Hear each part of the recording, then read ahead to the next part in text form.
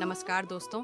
अब तक आपने दुर्गा सप्तशती के 9वें अध्याय में देखा कि किस प्रकार देवी ने अत्यंत क्रोध में आकर निशुंभ का सर धड़ से अलग कर दिया, जिसे देखकर दैत्यों की सेना में हाहाकार मच गया और इधर उधर भागने लगे।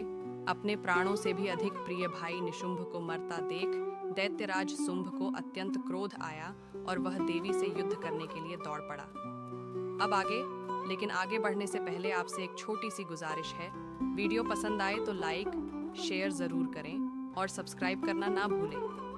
और हाँ, अगर आपने इसके पहले के अध्याय नहीं देखे हैं तो डिस्क्रिप्शन बॉक्स में लिंक है, जाकर ज़रूर देखें। चलिए वीडियो शुरू करते हैं।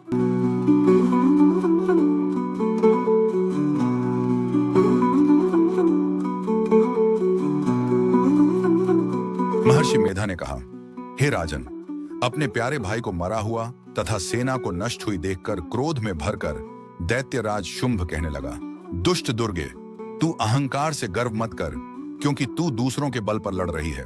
देवी ने कहा, हे दुष्ट, देख मैं तो अकेली ही हूं। इस संसार में मेरे सिवा दूसरा कौन है? ये सब मेरी शक्तियां हैं। देख, ये सब की सब मुझ में प्रविष्ट हो रही हैं। इसके पश्चात ब्राह्मणी आदि सब देवियां उस देवी के शरीर में लीन हो गई और देवी अकेली रह गई। तब देवी ने कहा, मैं अपनी ऐश्वर्य शक्ति से अनेक रूपों में यहाँ उपस्थित हुई थी। उन सब रूपों को मैंने समेट लिया है। अब अकेली ही यहाँ खड़ी हूं, तुम भी यहीं ठहरो।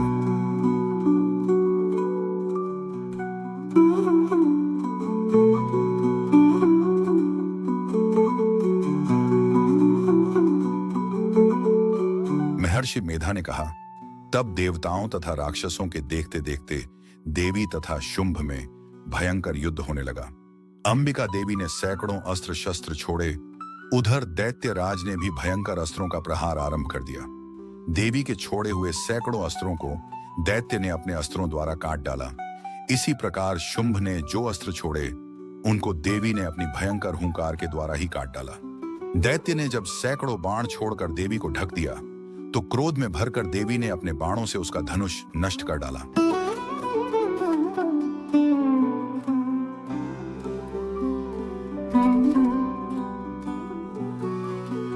धनुष कट जाने पर दैत्येंद्र ने शक्ति चलाई, लेकिन देवी ने उसे भी काटकर फेंक दिया।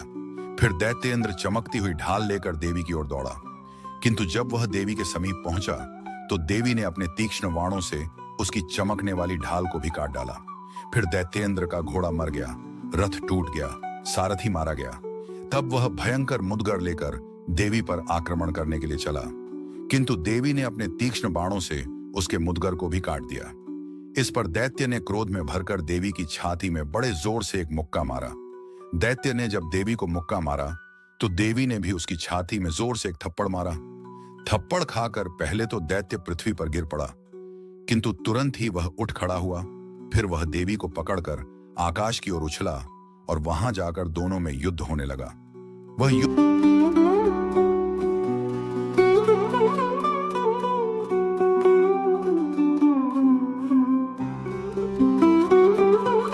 युद्ध ऋषियों और देवताओं को आश्चर्य में डालने वाला था।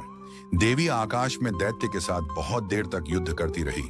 फिर देवी ने उसे आकाश में घुमाकर पृथ्वी पर गिरा दिया। दुष्टात्मा दैत्य पुनः उठकर देवी को मारने के लिए दौड़ा। तब उसको अपनी ओर आता हुआ देखकर देवी ने उसकी छाती विदीर्ण करके उसको पृथ्वी पर पटक दिया। देवी के त्रिशूल से घायल होने पर उस दैत्य के प्राण पखेरु उड़ गए और उसके मरने पर समुद्र, द्वीप, पर्वत और पृथ्वी सब कांपने लग गए।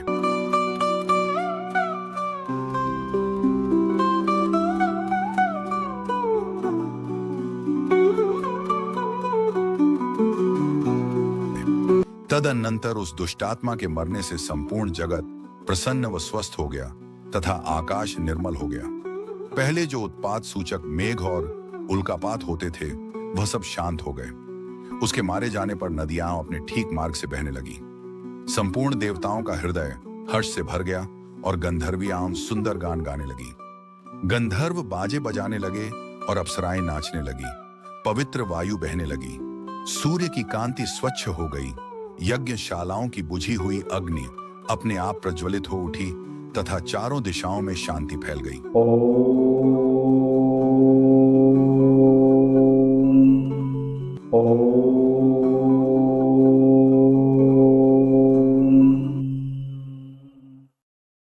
ॐ